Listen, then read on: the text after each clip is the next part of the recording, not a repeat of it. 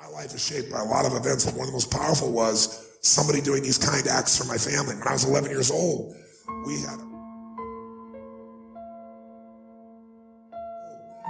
had a really, really tough Thanksgiving where there was no money and no food, and we wouldn't have starved.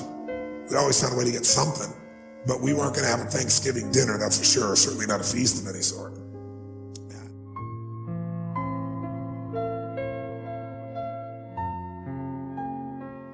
And my mom and dad at the time were fighting like cats and dogs and saying things that once you say them, you can never take them back. You know the kind of stuff I'm talking about? And my mom was screaming at father about how he couldn't even take care of his own family, and it was horrible. And I have a younger brother and younger sister. I'm the oldest. So I was trying to keep them from hearing this conversation, and then a miracle happened. Bang on the door. I'm the oldest, they're screaming, and so I go answer the door. And I answer the door, and standing there is this giant man. It was this little boy. And he's holding this huge box of food. And beside him on the ground was a black pot with an uncooked turkey in it. And he said, "Is your father home?" And I said, "Just one moment." I was like unbelievably euphoric. I thought, this is a gift from God. This is going to change it all. This is going to make my mom and dad happy. It's going to be unbelievable. So I go, and my father is screaming at my mother through a closed door to the bedroom door. And I said, Dad, there's a guy at the door. And he goes, "You answer the door." I said, "I did. He's got to see you." So I kind of teased. I said, "Dad, you got to come." So he said, "Fine." He made one last yell at her, and he walks to the door. And I'm waiting there, just can't waiting to see his face. And my dad opens the door, and this man's standing there with this big box of food. And my father did not get happy.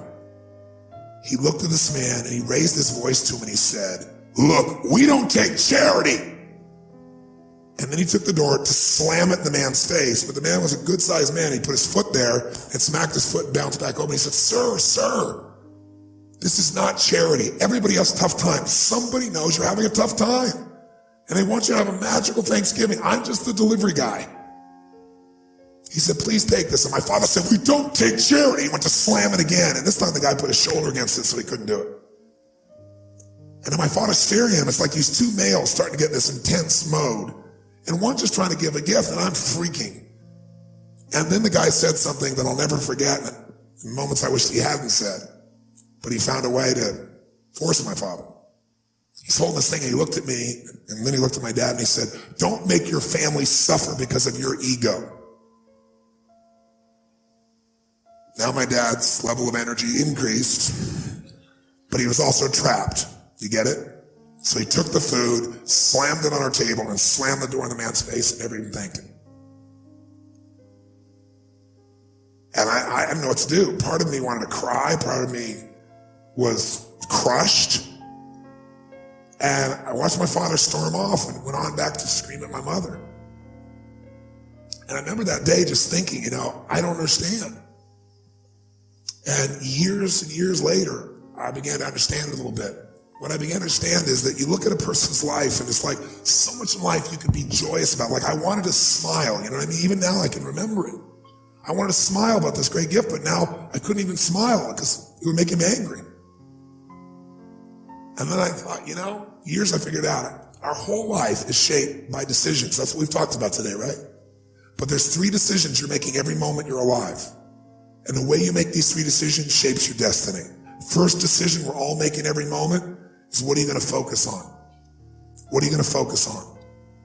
And, I realized that my father's life and my life ended up very different because we made that day 3 decisions very differently. He decided to focus on the fact that he has not fed his family. And the second question you got to decide, every moment you're alive, and including this moment, what are you going to focus on? Second question is, as you're focusing on, what does this mean? What does it mean? And the bottom line on meaning is, if you think about it, you get to make up the meaning, and most people pick the worst one, don't they? That day, my father decided to focus on the fact he hadn't fed his family, and I know what meaning he gave because he said it out loud over and over again, that he was worthless because he had not taken care of his family. And then the final, most important decision you make every moment you're alive, what am I going to do? What am I going to do? And I'll tell you what he decided to do. He decided to leave our family shortly thereafter, which at the time was It was the worst experience of my life. It was the most crushing experience I felt. It's been so many years now, I don't have the same feelings. Part of it is 3 years ago he passed away. But at the time, I knew no greater pain. My family knew no greater pain. I couldn't understand why he would leave. I loved him so much. And my life turned out very different than him. I was the only one to go to his funeral. No one else in the family would go. Nobody wanted to be part of it. He died alone of a disease called connective tissue disorder. And I can tell you right before his death, he got the lesson because he looked at me and he said, son, he said, I was a bastard. I didn't connect with anybody and look what I'm dying of. It's unbelievable. So that same day I made 3 different decisions. I decided to focus on the fact there was food. What a concept. I like that. But what changed my life was the meaning I gave it. I decided that day that what this means is that strangers care. And if strangers care about me and my family, I decided what I was going to do is I was going to care about strangers. And that completely changed my life. I promised myself someday I'd do well enough to do this for other families like was done for me. And I didn't wait till I was, wealthy to do it. I did my first one when I was 17. I remembered I was 17, I had my own car, I had some money, and I decided to go on the greatest shopping spree of my life at that point. I decided I was going to go shop for 2 families for Thanksgiving, and I was going to go do for families what was done for me so many years before. It was the most euphoric experience. I took 2 baskets, I went to the manager of the place, I told him what I was going to do, and I said, I want you to give me a discount, you be my partner, give me 10%, cheap bastard. Right? But it was so cool. I got 2 of everything, right? Because I wanted to get enough food for a family for 2 or 3 days and have an unbelievable feast. Then I called this church in the barrio area and I said, listen, I want to go take care of some families that are too proud to come to the church and get food. So they might suffer. Can you recommend some families? And they gave me 2 families. So then I wrote a note because I thought, you know what? I'm going to put on old jeans and a t-shirt. And I'm going to deliver this. I'm not going to get the acknowledgement, but I do want to see their faces. Right? So I'll go as a delivery boy, which is easy. I look like one. But I wrote this note and I don't want him to get upset like my father did. So I wrote this note and I said, this is a gift from a friend. Please know that you're loved. I want you to have an extraordinary Thanksgiving. You deserve it. Please accept this gift. And then I put under it, I said, if you can, someday do well enough to do this for one other family and pass on the gift. And I put love a friend. And then I realized I was going to an area that was more Latino and I don't speak Spanish, so I thought, I got a friend to write on the back in Spanish so I could flip it around if there was a challenge. So I got one of my buddy's old vans, because I need a little room, put all the groceries in, and I drove to this house. And it was not what I expected, it was more. I got to this house and I got 2 bags of groceries and I banged on the door. Door opened and this woman about this tall, right, stares up at me like this, right? And I said, hi. And it was very obvious she didn't speak any English and she let out a scream when she saw the food. And by the way, this woman had 5 children and a husband. What I didn't know is the husband had left her 3 days before with no money, no food, and 5 kids. So I got these bags, so she screamed and she grabbed me and started pulling my neck and like kissing me, right? And I said, no. I said, I'm the delivery boy. And she didn't understand a word I was saying. So I reached in my pocket and I gave her the note, flipped it over. She read it in Spanish. And then she started to bawl. So then she came and started kissing me again. I said, no, I'm the delivery boy. I'm, I'm trying to show her. And she goes, no, gift from God, gift from God.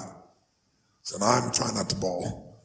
So I'm like, where do I put this? And I'm doing everything. I hold it together, like smiling, but I want to cry. And she just pointed. It wasn't a big house. It's like a room.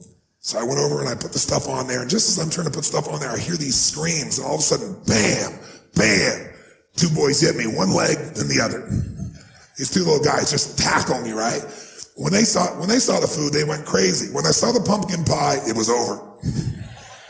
So I said, come out with me. And so they came out and we kept bringing these groceries in. And I'm telling you, it was like, I don't know how to describe it. It was the most euphoric, fun, passionate, loving. It was like they're my little brothers, And so we brought all the stuff in and they were laughing and they were lit up.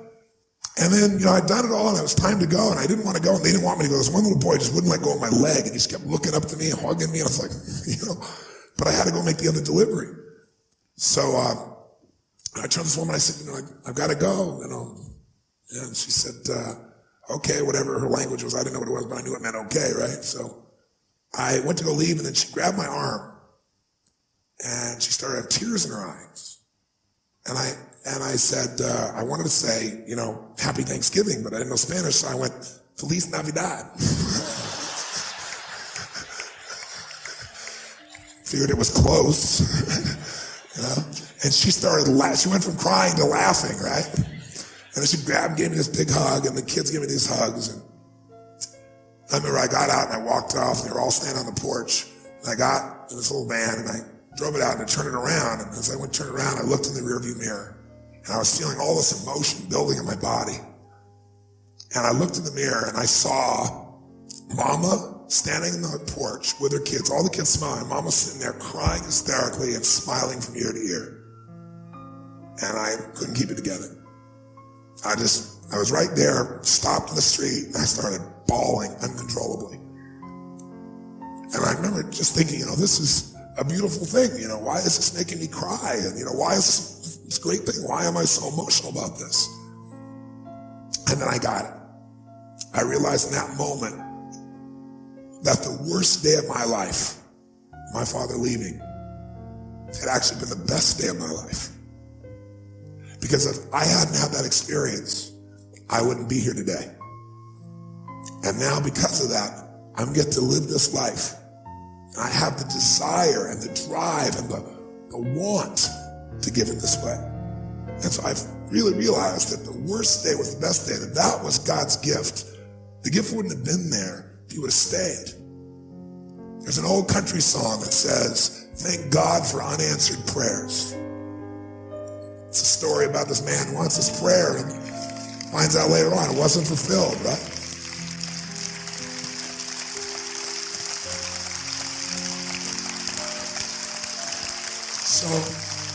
So I tell you, I just want to change your life. Figure out how your worst day was your best day. It'll change everything, because it is if you look for it. If you find the deeper meaning, it is. You know, there's something in you that wouldn't be there without it.